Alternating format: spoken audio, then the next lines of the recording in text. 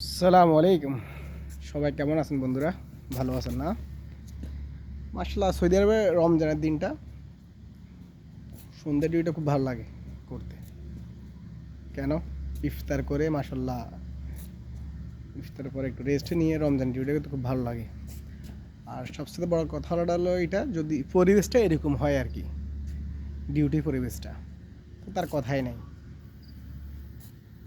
আসলে আমরা সৌদি আরবে প্রবাসীরা হয়তো বা ঠিক আছে, ফ্যামিলি থেকে দূরে আছি,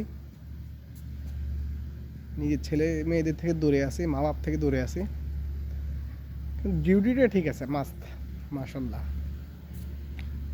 আর সবচেয়ে বড় সুবিধাটা হলো কোনটা, খুব পায়ে পরিষ্কার থাকা যায়, সুন্দর থাকা যায়, নিজেকে স্মার্ট করে রাখা যায়। আলহামদুলিল্লাহ, আমি সৌদি প্রবাসী মনে করি আমি খুব গর্বিত যে আমি একজন সৌদি প্রবাসী। নাকি আপনারাও জানাবেন আপনাদের মনের আশাটা। এই বলে বিদায় নিচ্ছি।